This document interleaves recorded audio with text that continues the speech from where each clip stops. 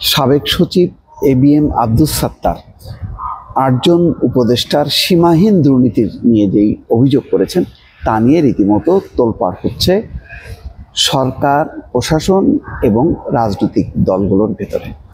রাজনৈতিক মহলে রীতিমতো চাঞ্চল্য পড়েছে যে এইভাবে ৮ জন উপদেষ্টা সংখ্যা উল্লেখ করে তিনি বলেছেন যে তারা সীমাহীন দুর্নীতিতে নিমজ্জিত, তাদের অনুমোদন ছাড়া, সম্মতি ছাড়া প্রশাসনে কোনো নিয়োগ বদলি হয় না।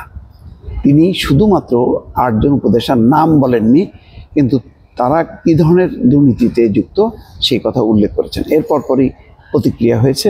তবে এখন পরিস্থিতি এমন যে সব পক্ষই এই বক্তব্যের দায় নিতে রাজি নন, তারা এবিএম আব্দুস সাত্তারের উপরেই চাপিয়েছে। যেমন মির্জা ফখরুল ইসলাম আলমগীর পরিষ্কারভাবে বলেছেন অন্তর্বর্তী সরকারের উপদেষ্টাদের সততার উপর পূর্ণ আস্থা রয়েছে। তিনি বলেছেন যে এই বক্তব্য এবিএম আব্দুস সাত্তার, যিনি বেগম খালেদা জিয়ার একান্ত সচিব, সাবেক আমলা সচিব, তার এই বক্তব্যের দায় দল নেবে না এবং দল এটাকে ওন করে না। এটা একান্তই ওই এবিএম আব্দুস সাত্তারের উপর। একইভাবে কালকে রাতেই দেখা যাচ্ছে যে অন্তর্বর্তী সরকারের পক্ষ থেকে যে বিবৃতি দেওয়া হয়েছে ৮ উপদেষ্টাকে নিয়ে, সেই বক্তব্য সম্পূর্ণভাবে প্রত্যাখ্যান করেছে এবং তারা বলেছে যে এবিএম আব্দুস সাত্তার তথ্য প্রমাণ দিক এই ৮ জন উপদেষ্টাদের দুর্নীতির অভিযোগ বিষয়ে। একইভাবে আমলাদের সংগঠন বাংলাদেশ অ্যাডমিনিস্ট্রেটিভ সার্ভিস অ্যাসোসিয়েশন তারাও ব্যাখ্যা দিয়েছে। তারাও বলেছে এই সেমিনারটাই একাডেমিক এবং এই সেমিনারে বিভিন্ন জন বক্তব্য দিয়েছে, কিন্তু গণমাধ্যমগুলো কিছু নেতিবাচক খবর প্রকাশ করেছে। তার মধ্যে এবিএম আব্দুস সাত্তারের একটি বক্তব্য বলেছে যে এটি এবিএম আব্দুস সাত্তারের নিজস্ব বক্তব্য, এটা অ্যাসোসিয়েশনের বক্তব্য না। তাহলে দেখা যাচ্ছে যে সরকার বিবৃতি দিয়েছে আনুষ্ঠানিকভাবে, বাংলাদেশ অ্যাডমিনিস্ট্রেটিভ সার্ভিস অ্যাসোসিয়েশন বিবৃতি দিয়েছে, এমনকি মির্জা ফখরুল ইসলাম আলমগীরও বলছেন।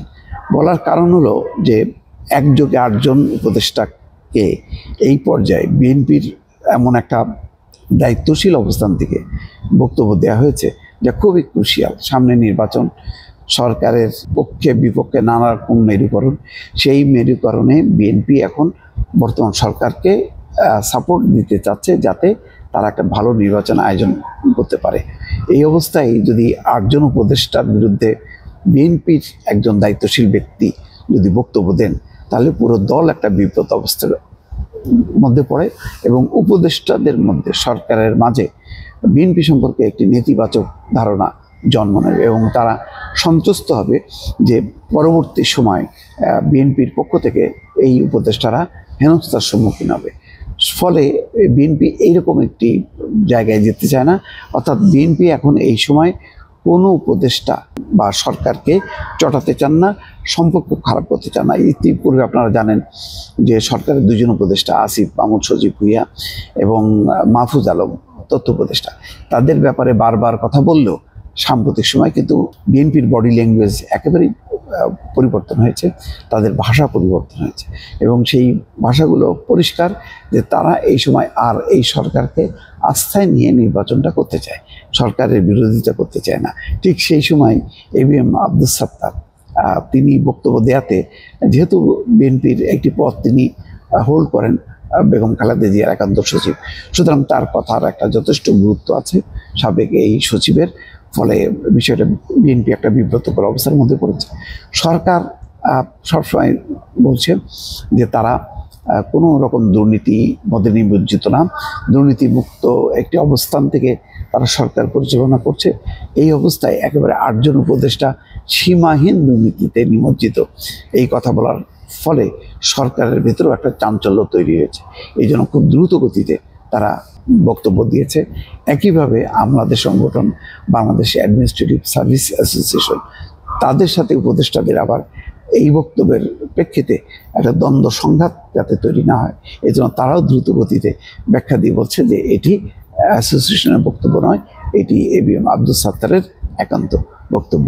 সব মিলিয়ে আমলা, প্রশাসন, সরকার এবং রাজনৈতিক দলগুলোর মধ্যে তোলপাড় খাচ্ছে এবিএম আব্দুস সাত্তারের এই বক্তব্য।